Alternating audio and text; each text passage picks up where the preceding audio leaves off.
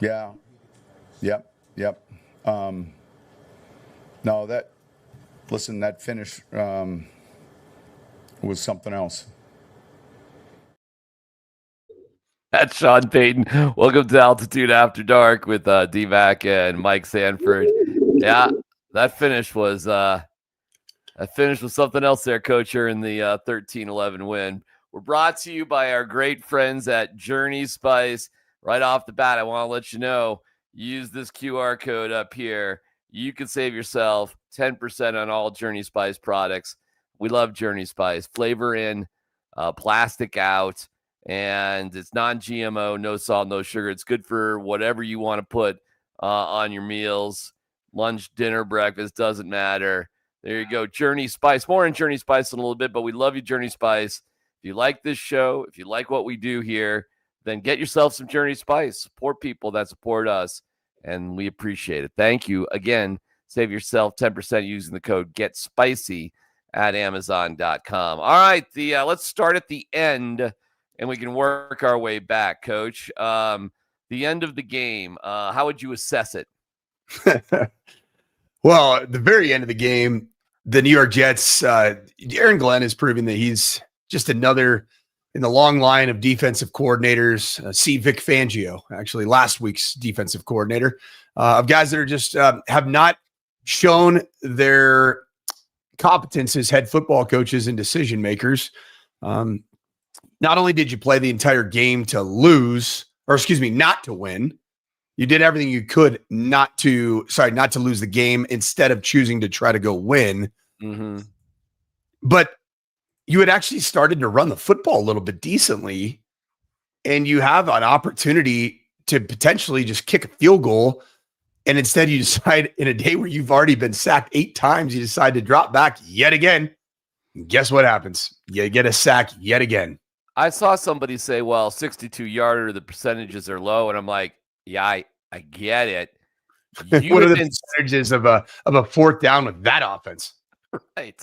I mean, what are we doing here? You've been sacked 8 times. I don't know if there's any analytics to show what's a better chance, kicking a field goal or converting 4th and 8. I mean, my God. Darren, that drive, were there not some good-looking plays where there was some zone read between Justin Fields and Breece Hall? Like, why wouldn't you not do the thing that you kind of do well? I mean, you don't do it very well. You had 82 total yards and 92 rushing yards. Is that right? I mean, I can check. Yeah, for sure. Beats the heck out of your 9 completions that matched your 9 sacks. I mean, it's mind blowing. I can't even wrap my head around it. But even end of game scenario with Sean Payton. I mean, you're trailing. It was 11-10. You're trailing. Yeah. Why put the ball in the air on that third down when you have a gimme go ahead touchdown against the team that has shown crazy levels of ineptitude? Why not just run the football? Maybe spread them out, get into a little empty, run Bo Nix on a draw, because the only way you're going to lose the game to the Jets, in my opinion, in that situation, was turning the ball over and not securing the field goal. That was what you left yourself open to, because what do you need? 2 first downs and you win the game? And that in the last time you had the ball? And hey, decent field position, and the Jets had great field position all day. You left yourself open to just something quirky. You know, a missed tackle, some sort of penalty, PI, you know what I'm saying? I mean, you left yourself so bizarrely open to allow the Jets a field goal for the walk-off win, what would have been the 3rd of the year. And I know a win is a beautiful thing. It is. McPherson, do you remember Nik McPherson? I don't know if you'd remember him or not, but old school coach. And he coached the Syracuse Orange, most notably, and also New England Patriots. And he was just as much of a dickhead that Jim Boeheim was to cover when I was in Syracuse. Nik McPherson was one of my favorite guys of all time. And he was warm and genuine, and he was from New England, so he had this big, thick Boston accent out there in Syracuse. And I was just a young little cub, little muggle cub, little muck cub. And one of his famous quotes, because Syracuse back in the day, hey, dude, when I was there, fall of '87, Syracuse went undefeated and was number 4 in the country. How about that? There was a time there with Syracuse football. You were it was you and Jim Brown, right? Was it? Or was it who was my guy number 44, the Express man? Well, there were a lot of famous 44s.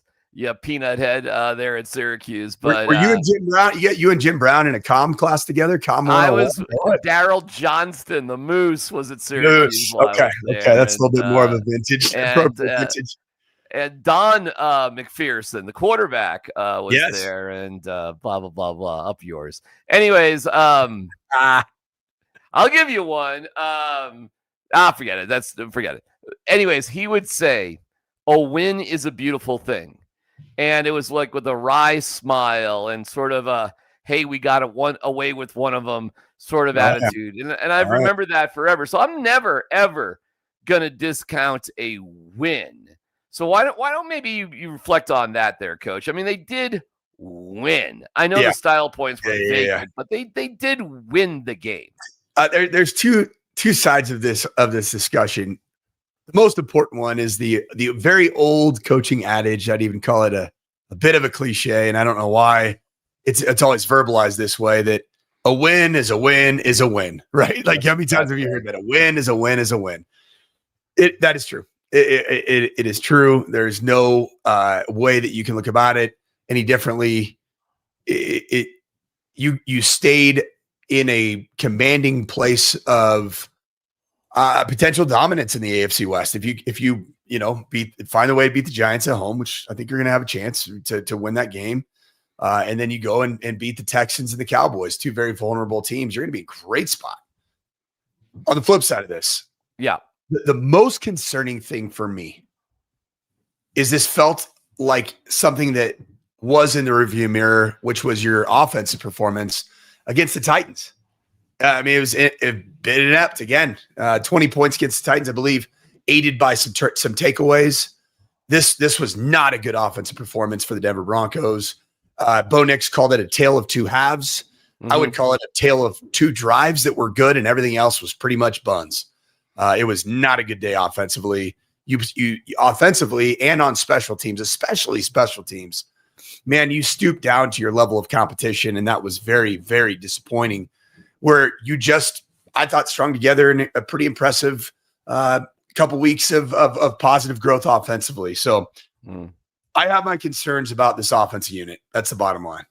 Here is Bo about praising the D, first of all, and reflecting on the game. Impossible what they did, but it was impressive. Unfortunately, it's one of those things where I don't get to watch a whole lot of it. I wish I could. They'd be a fun defense to watch, probably an awful defense to play against. I know that kind of from practice, but they turned it on. 9 sacks is a lot of sacks. That's really good for our defense. Still looking for turnovers, but sacks are pretty much like turnovers. They kill drives. So, impressive, not shocked, but really impressive performance today by them. Just great effort all around.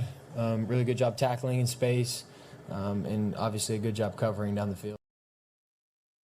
All right, well, let's talk about some of the numbers then. You want to take on Bo first? Let's look at Bo for a little bit, okay? And see where things could have got better.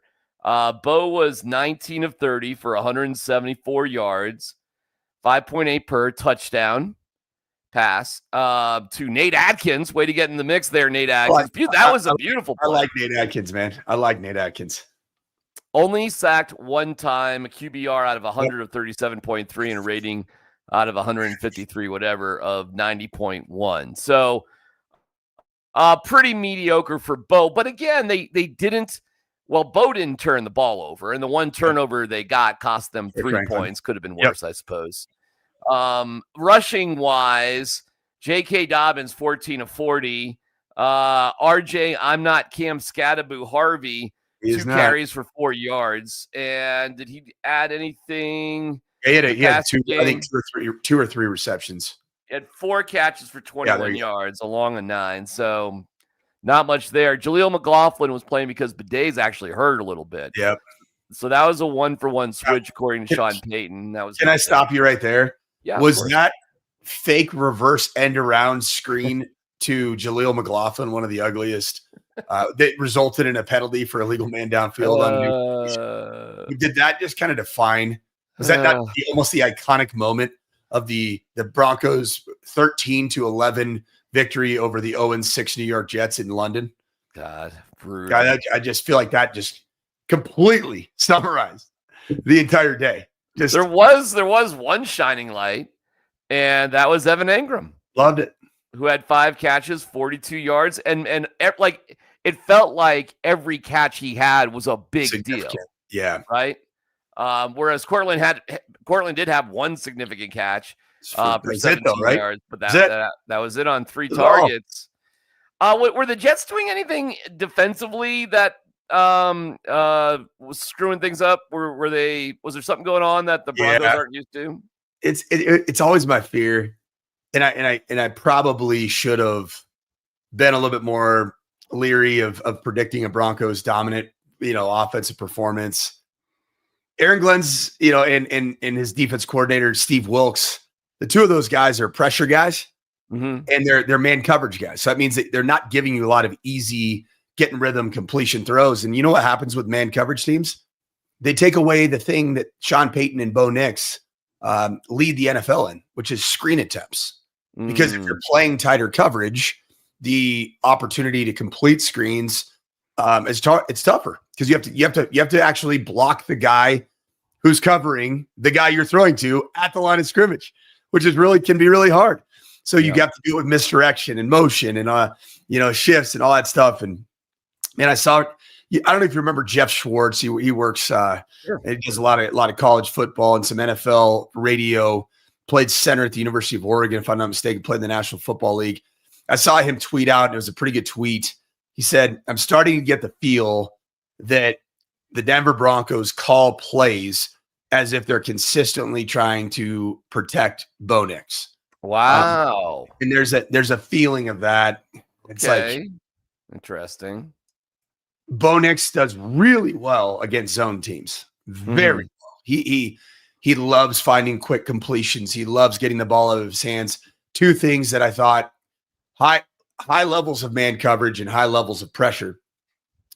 If you also make sure that you account for the edges outside of the tackle box, because there's really the two things that I feel like Sean Payton uses when he's in a rut in play calling to get Bo Nix going. Number one, the run game, play action, move the pocket, get Bo Nix out of the pocket on designed movement throws. Well, if you have edges accounting for those and you don't allow Bo Nix to get outside the edge and you set the edge defensively, you're making Bo Nix pull up and you're making him ultimately have to throw under duress awkwardly on routes that are essentially built for break contain. That's one thing the Jets took away from Bo. I mean, how many of those look great? The movement throws didn't look great. It was hard, right? It was tough sledding. And then the second thing is the screen game. So if you take those two things away, what I find is, I've been saying this, I don't know if you remember this, DMac, you and I were actually in a press conference, and I pointed out to Bo, is after the Steelers loss, is that when you famously asked him about the interception, he said, "I threw it to the other team. I dropped back, threw it to the other team." I asked him, I said, "Hey, I saw that you started to get into a rhythm when you guys got into empty." And I think that's something that Bo did so much at Oregon, so much, that go back to the things that work for him. And so if the movement throws aren't working, the screen game isn't there just to get some chunk plays by way of go to empty. And that's what happened on what ended up proving to be the game-winning drive, is that Bo Nix ended up doing some pretty impressive things out of empty. Including a couple third down conversions that included Evan Engram and even Patrick Bryant. All right. One last one there on the offense. How will other teams learn from the Jets, and what's your concern level that the Broncos just gave them a blueprint? Well, man, I keep saying this. I thought the best blueprint that we've seen against Bo Nix and Sean Payton was actually the very first game that he played in his career. No, the first game of his career against the first game of Seahawks. his career against the Seahawks. Oh, Yeah, and it was a lot of that. It's tightly contested, either man coverage or match zone, pressure looks. Take the edge away from Bo. And don't allow him to get to the edges. Make the Broncos be downhill between the tackles and the run game, and just bring an extra element into the box and take away the easy completion throws. Now, the way you can address it, I think, is quarterback run. That's Sean Payton's. That's his chess piece that he can hold to say, Right. okay, you want to do that? All right. Well, we will read your extra player in the box, which usually will read the defensive end or an outside linebacker. For whatever reason, I don't think the two things that Bo, when you're in a rut, Sean doesn't get to quick enough. Quarterback-driven run game, which he did a little bit in this game, and then empty, because you fully spread out and you allow Bo to feel like he can see the picture and frankly assess it, and then attempt to diagnose it and dissect it, right after he can see it. All right. We'll get to more, Bo, and answer more of your questions here in just a little bit. The tale of two cities, there is another tale, and that is of the unbelievable defense. We'll get there in a second after this from Journey Spice. There's a world of flavor out there, and to find it, you have to take the journey. Journey Spice Company handcrafts the most premium spice and seasoning blends that have no sugar, no salt, are certified USDA organic, non-GMO, vegan-friendly, and always planet-friendly. You are going to love serving amazingly delicious creations while knowing you helped reduce single-use plastics. Make sure to search for Journey Spice Company on Amazon today. We start with Sean Payton. Don't forget, use the code GETSPICY to save 10% at Amazon.com. That would be great. Liking and subscribing is great. Ordering some product, which you're definitely going to enjoy from Journey Spice, is another way that you can help us out and help out Journey Spice. And we would say thank you to that. Sean Payton on the impressive defense. That we held them to field goals. And offensively, we're going to look at the film and see that we left a lot of yardage out there and opportunities out there. But again, the way we played defensively, and it was impressive. Sure was. And let me just play some our guy Scotty Gange in there. Zach Allen. We got 5, and on the outside we got 4 guys. So the 9 of us, it's a really special group. Like everybody, is expected to win their one-on-ones and do it. So if you double somebody, the other person's gonna, is gonna win, and that's our thing. Is everybody wins their one-on-ones. Yeah, I love that right there, DMac. Let me get back to that in just 1 second. I'll definitely get back to that. I got 2 more for you, Sertan. Honestly, it's like when we got into the game, we understood offensively what they was trying to do, and all we was trying to do is rush and cover and have that aligned at the same time. And we knew, we was gonna come out victorious. You know what I mean? We secured the win. We was able to get the job done at the end of the game, and that helped us a lot. So.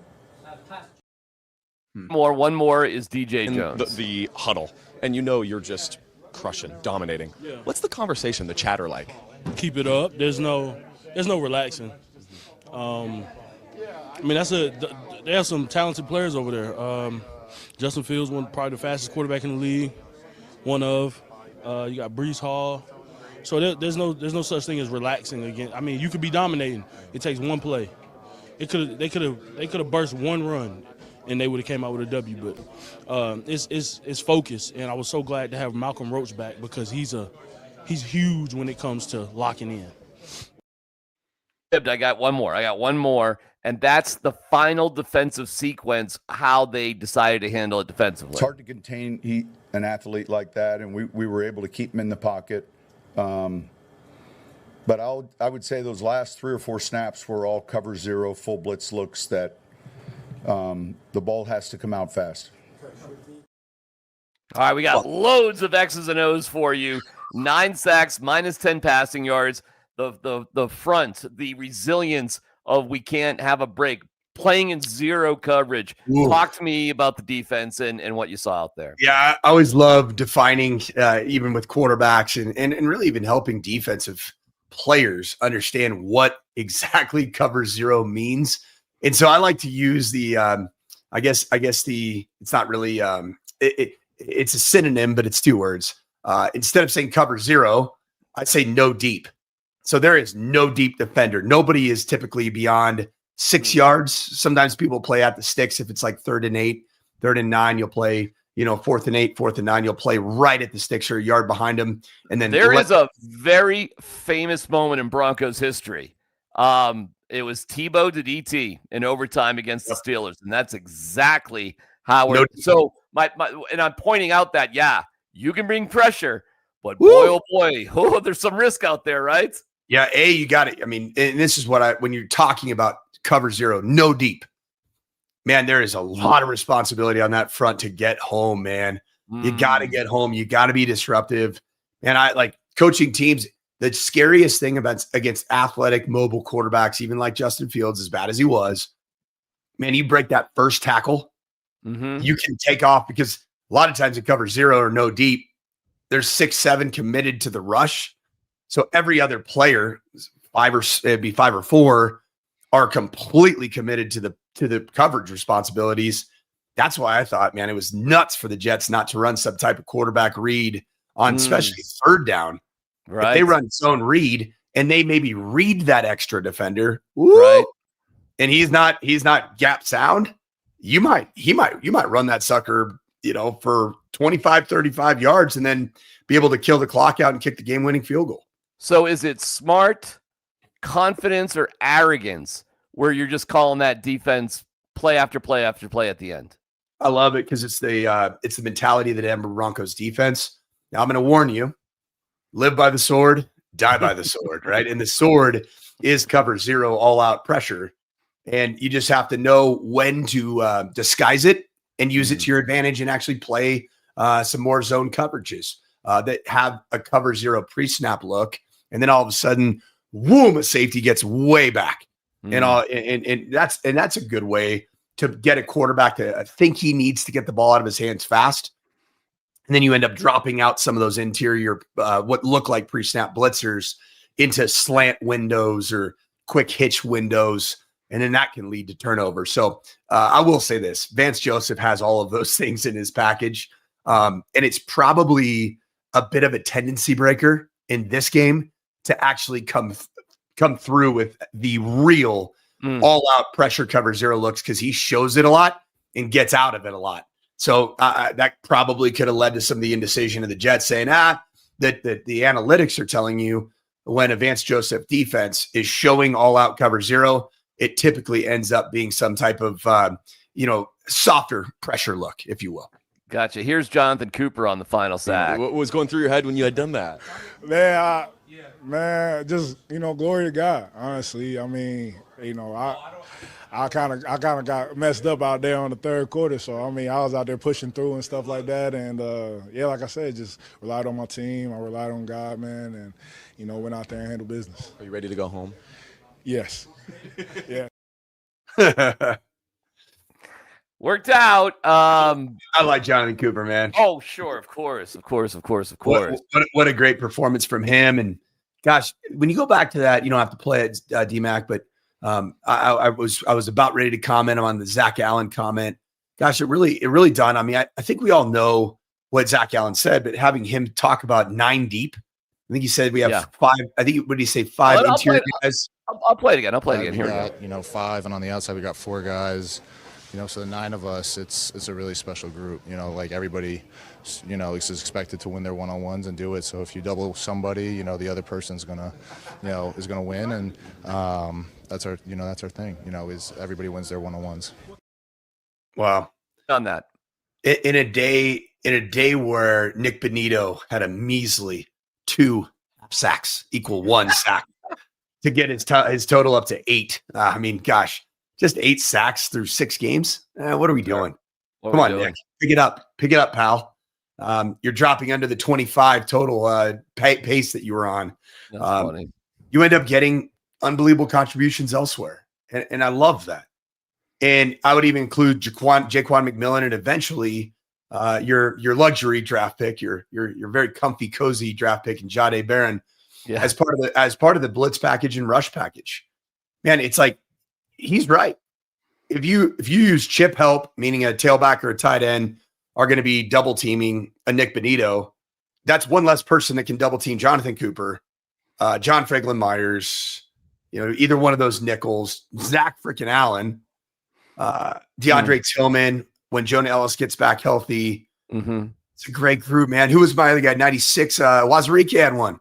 He did. And then, hey, nice that Malcolm Roach is back in the mix too, right? And Wazirike, you're right, did have one.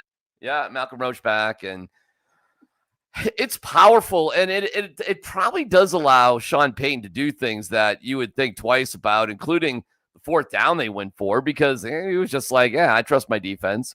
Yeah. I'll go for it on fourth down. What the hell do I have to lose? They did a great job picking it up too. So, I mean, there were some things on offense that actually weren't really like that bad. I mean, that's one of the two scoring drives were awesome. Yeah. Third down legitimate offensive scoring drives. Third down was 5 of 15. That's not great. It's okay. Bad. But the Jets were 2 of 15. I mean, that's bad. I mean, they had negative 10 yards passing. How's that going to correlate to third down success rate? How about that? Negative 10-yard passing as a team. I mean, I don't even know what to negative 10-yard passing, and they almost won the game. It's insane. You know why? Wow. I'll tell you why. Obviously, the Broncos went stagnant offensively. We beat that up. But I think more than that, man, is after 6 games, we've got to start trusting what our eyes are telling us. This is a special teams unit that's not very good. Yeah, what is going on there? It's not good. Yeah, their coverage, I mean, 6 of the 11 points you could attribute directly to long returns. Mm-hmm. That's not good against a team like the Jets. That gives them hope. It gives them life. And I don't recall last year the special teams units for the Broncos giving up plays like that with some semblance of consistency outside of the block field goal and some field goal unit issues. Mm-hmm. It wasn't a terrible special teams unit a year ago. Am I blind in saying that? That's a tricky one because Westhoff and oh my God, Army pilot. Okay. Ben Cowley. Yeah, I mean both were blown out. So or quit. Right. My point is usually whatever. In light of it felt like every Division I college football coach getting blown out this weekend. In light of that, typically when you fire a head coach, you get or a special teams coordinator, don't you typically expect to get better? Yeah. Well, we've been over this a million times. It's not better than last year. We brought in Darren Rizzi, and we have our thoughts about the conversation Sean was having with Darren Rizzi on the phone after games on Sunday nights, but I don't know. He's here, and it's not great. Whether that happened or not, man. The game is pure. I'm a coach. I've been a coach, and when it's not good enough, guess what? People like me and you, fans, they start talking. Yeah. And right now, and you know what? As a coach, you accept that because it's not good enough. It's like Darren Rizzi. It's not good enough, and Darren Rizzi knows that. You can see. I mean, how many times during the game does it look like he's about ready to blow an aneurysm? I mean, he's the funniest one was the funniest one was the fake punt. Let me play this from Sean about the fake punt. Listen, I think my wife knew it was going to be a fake. I mean, it was a half a yard. There was a lot of time spent. The offensive line stayed out, and we're in a heavy group. And I know when the offensive line stayed in there, it wasn't a surprise. Well, okay. And on that play, the whole sideline for the Broncos was going nuclear. I mean, they were blowing up their coacher. I mean, screaming and you still couldn't stop them. I think that was the frustrating part. Like, it was so damn obvious what was about to happen. Were the Broncos completely out of timeouts there? Jeez, I don't think so. I don't. That's one angle that hasn't. God, I don't know. Been discussed a ton. Because I will say that, I mean, the Broncos have absolutely nothing to lose by banging a timeout there and just getting right. Interesting. Correct? I don't know. That's a You great know what? question. I don't know. Ultimately, you know what a timeout does there, right? When Brees freaking Hall is playing the personal protector, And they didn't switch out their offensive line. I mean, they just basically ran a wildcat play with a punter 10 yards behind. That was it. It was a wildcat play. They definitely, according they definitely had a timeout, according to our fine texters here, our fine commenters. So you're saying call a timeout and make them make a play. Yeah. Well, okay. If Sean Payton's mom was yelling out it's a fake and your personnel's not right. Well, technically it was Skylene, but go ahead. Yes. Okay. Oh, sorry. It was his wife. Yes. I'm glad he didn't say my ex-wife knew it was a fake. That would have been awkward. Wow. Would it have not been awkward? I mean, you would have had Home Team the movie part 2. Go ahead. If you're in that moment though, a timeout with Brees Hall and O lineman on the field, they're gonna have to make a decision one way or the other the next play, right? Yeah. But you're gonna talk them out of that play. They're not gonna run that play again. So why not? Like, I don't know. It's funny. I always stand by my D coordinator because a lot of times the defense is out there and or special team. It's weird. So punt safe when you a lot of times keep your entire defensive unit out there and just put out the punt returner. So just Marvin Mims comes in for Brendan Jones, right? Whatever it may be. Hufanga stays in, and Marvin Mims goes back there, and it's automatic fair catch for him if the ball's punted. Because there is no blocking responsibilities for the punt. It's all about be in account for your gaps and cover for a fake punt. Sweet. I always just stand there right next to my guy, and I'm like, "Do you need a timeout? Do you need a timeout? Do you need a timeout? Are we okay? Do we have this thing covered? Do we have this? Are we good? Are we good? Are we good?" And then I'm, if I see kind of a, I don't know, I sprint over to timeout. Just rip it. Why not? Right? It's live to see another down. Right? Yeah. I don't know. Just seems like that could have been avoided. But what the heck did Aaron Glenn do afterwards? Not try to score? It's crazy. And by the way, there were all sorts of weird things like, and I got Sean commenting on stuff. How about the Jets' strategy at the end of the first half? Well, I think, I was too. We were waiting either a Hail Mary or something. And then the clock just ran out. So that was a little surprising. That's unusual. Was that? John's like, hey man, I know I kind of been claiming this guy as one of my tree members in the Sean Payton tree, right? Aaron Glenn. Right. Yeah, there wasn't a lot of that going on after that game. Hey, that's my guy. It's like, you know what? Dan Campbell started his own weird tree over there. Dan Campbell can claim him. Yeah. I'll take Dan Campbell when it's going well and his analytics but I'm not going to take Aaron Glenn after what he did. Oh my God! I don't know. I'm looking at it. Yes. DMac, did Aaron Glenn, with the way this game played out, not to say, the Broncos could have done this better, they could have done this better. They played horribly. Did Aaron Glenn himself cost them the game?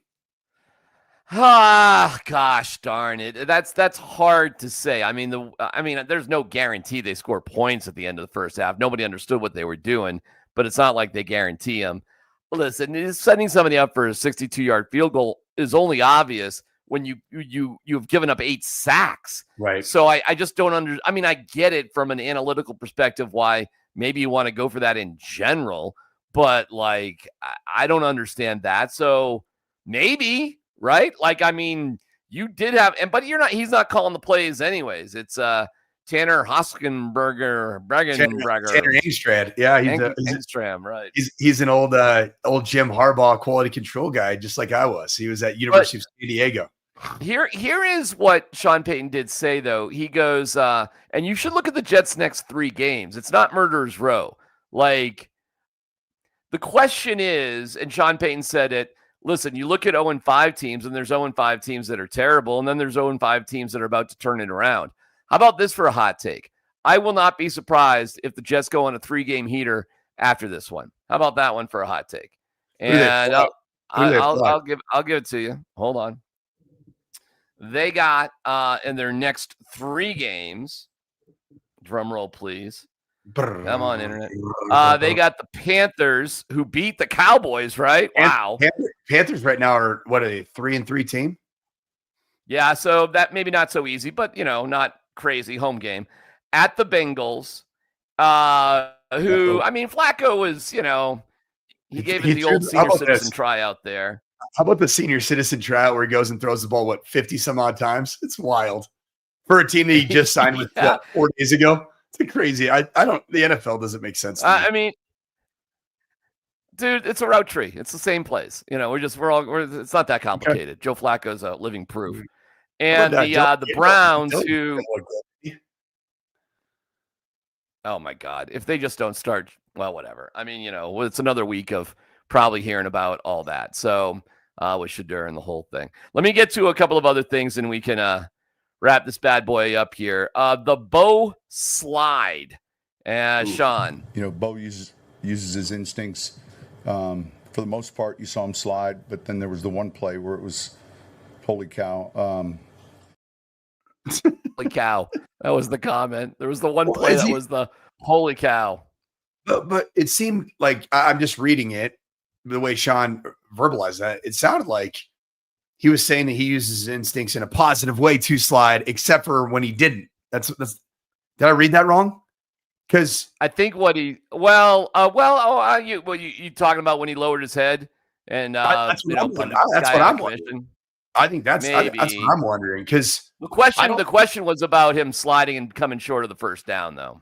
Yeah, but maybe I don't know. I think Sean's let me boil this down. Did something offensively turn the bad way because Bo did slide short, then Bryant got the stupid penalty, and then they just stalled out after that? Yes. Was that a turning point moment? It was. I mean, the offense just felt like it just didn't recover until the fourth quarter with 6 minutes ago, or it was 8 maybe. Yeah. The long drive that led to the Will Lutz 27-yard field goal to win. To go ahead and ultimately be the game deciding field goal. Here's my take right now, and it's hard when you're coaching a quarterback. You never want to say something like this, but as a coach, you're feeling this. And the line would be something along these lines. Hey, Bo, we're not the nice coach way would be like, we're not quite to the point yet where we don't put our body on the line to move the sticks there. But in reality, it's like you don't do enough yet through the air by just showing up and dissecting defenses to not make those margins plays. That's a margins play for me. And sliding, I hate sliding. I know that it's protection. You have to protect yourself and all that. Yeah, I hate it because they mark you down when you actually have the pop-up bubble in your head to think about sliding. It's crazy, and you end up you feel like you leave some. I have shown multiple times to quarterbacks that slid in college games and drove me nuts. I felt like there's times where we left 7 yards on the table by a slide. 7, and so I always teach knifing, which means that you're kind of you find defenders, and as they converge, you knife kind of down and low, kind of face first, but before they can converge on top of you. And then if you knife, you're down where you're down, not where you start knifing. So I don't know. I just nowadays it feels like all these NFL defenders are scared to death of the unnecessary roughness on a quarterback slide. That I actually think that utilizing that knifing technique for a guy like Bo Nix, that his legs have to deliver, guys. Am I right? I mean, his legs have to deliver in moments. I think every quarterback's got to give you 2 or 3 first downs a game with their legs. But if you're not a guy that's consistently pumping the football all over the field, game in, game out, quarter after quarter after quarter, man, you really need to make those plays in the margins. And, that would be my line to Bo, is we're not quite there yet where we got to really protect you, All right, Coach, I got, as we wrap things up here, I do have a funny one about Slim Shawnee. Our guy Sean Payton, who gave, it wasn't a half-hour presser today. It was like 24 minutes. It was a long one, though. But if you want to just see why our guy is different than the average Bear, and he's our guy, Slim Shawnee. Check out this story from a past game in England where he went long on the podium on purpose to piss off Phillip Rivers. First time I was here, it used to be a joint press conference, meaning we played the Chargers, and so both teams came to the same area. Bo, I'm going to let you go here in a second. But it was an important game that night for Breeze because he was playing. It was the first time he was playing the team that had released him. And just as Bo walked in, I could periff Phillip Rivers. And so both teams, coaches and players used the same press conference. And I think I tried to answer questions for 40 minutes just to, because he and I were like jawing during the game. And so I just continued to field questions. And so when I asked Pat, I said, is it a joint presser? He said, no, we've now got 2 press rooms. So with that, I'm going to put our quarterback on stage. All right, thank you. All right, Sean. Yes, sir. What a character. Hey, you know what, though? Good on Sean. Good on Sean spending the time, with the media. It's a good win. All wins are good wins. Absolutely. But, you could easily be super grumpy. And for whatever reason, Sean chose to be joyful, Sean, today.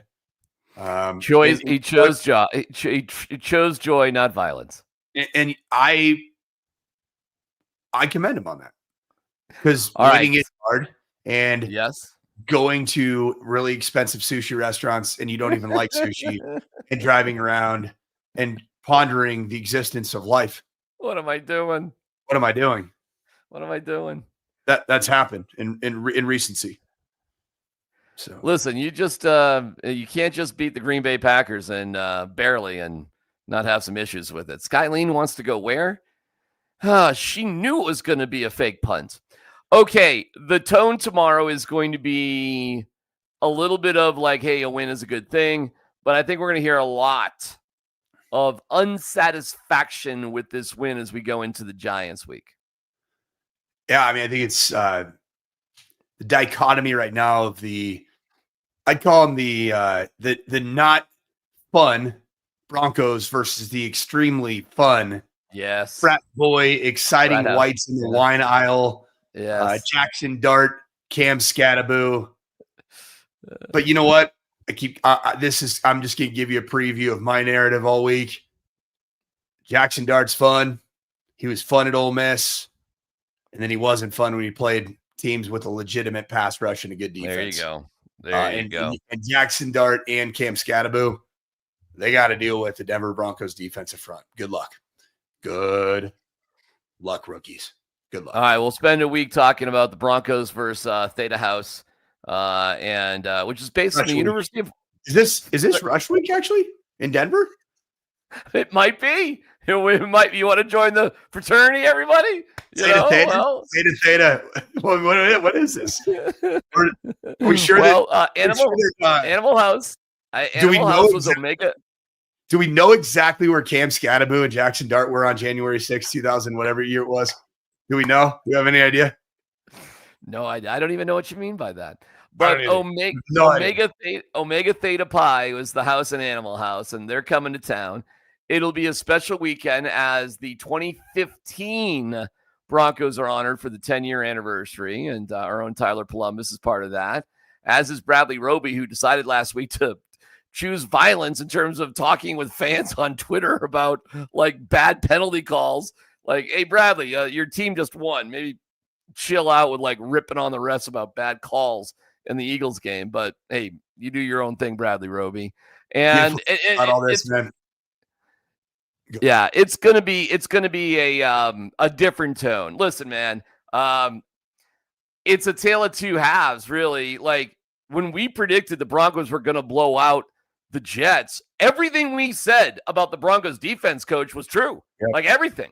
It was actually everything we said. It was more dominant than I even predicted. If somebody said 82 yards total offense, -10 passing and 9 sacks, I'd be like, they're winning by 50. Yeah. So, I mean, if I predicted 34-13, it was 13-11. It clearly should have been a much higher number offensively, and we'll spend this week grinding away on that one. All right, you're on 9 News tomorrow, is that right? Yes, sir. 6:45, 7:15, 8:15 on KTVD for the last two. And we have the Chiefs beating. They're in victory formation. They just beat Detroit 30-17. The Chargers squeaked one out. I thought Detroit's a pretender. Detroit's not the real deal. Mark my words. Well, then who is the real deal in the NFC? Packers? Packers are they're good. And I like what Baker Mayfield and the Bucs are doing, brother. I love me some Baker Mayfield, man. Did it yet again against the 49ers. Guy's playing MVP football right now. He is playing, and all he does is prove to be the reason at the right time for that team. So those are. By the way, are we taking Drake May a little bit more serious these days? Oh yeah, Drake May's he's like an 88% completion percentage guy. Adjusted completion. He's like the most accurate passer in the NFL right now. He's a good player. How did Penix big week West? The Raiders won.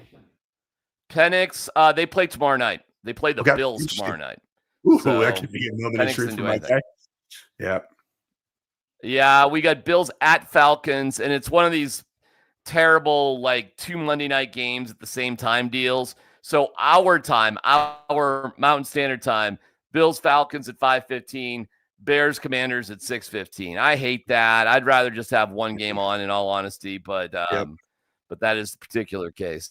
So, all right, dude, we'll see you on TV tomorrow. Then from 10 to noon with Berto, as our good buddy Raj is still on paternity leave, which is cool. Yep. And then we're in at noon with Columbus and Scotty. Final words, go for it. Final thoughts, my man. Win is a win is a win is a win. I'd much rather in the kind of the Nick Saban, Bill Parcells, even Sean Payton vein, you'd much rather really be able to coach hard going into a huge game after a win that you left a lot out on the table than being able to have to make a lot of corrections and mistakes. But the Broncos they gotta understand you play with fire long enough. That special team play, very uneven offensive play, questionable play calling at times, being in a big time rut. Those games this is gonna catch up to you when it catches up to you, and you just got to make some of these adjustments. Alex Palczewski needs to be starting at left guard if Ben Powers continues to be out for weeks. Okay. Matthew Parrott is not the solution at left guard. All right, brother. Can't wait to chat it all up tomorrow and throughout the course of the week on Altitude Sports Radio 92.5. We're back with Altitude After Dark Thursday evening and then Sunday after the game, as well as on Altitude TV, where we just chit-chat all night long about your Denver Broncos. And congrats to the CU Buffs, by the way. Nice win for them. My son did rush the field, and Dion didn't know that you get fined $50,000 for rushing the field, which is stupid, by the way. That is a dumb thing. That is a super dumb thing. So we'll hear your reaction to rushing the field and all that as the week goes on. Let the kids have fun. I have we have a post-game brawl with the Lions and the Chiefs during handshakes. Oh, wow. How big is it? It's over now, and they just replayed it. So I'm not exactly sure what the nature of it was, but instead of a kumbaya moment, we had some violence out there with I don't know the skinny. Hey, Darren. Look at it. Yeah. Real quick, can I say a quick thank you? Of course. Thank you to the more than 2,000 of you that are watching us live. We love you. And we love doing this every Thursday and Sunday with you guys. I love having the opportunity to be on here with my guy who puts, I don't know if you guys know this, but he puts in incredible amounts of work in to make sure that this is a high quality, professional type of a podcast. We have a lot of fun doing it. So DMac, appreciate you. And we love our watchers. You guys are the absolute best. My man. We'll talk to you. Snap out of it.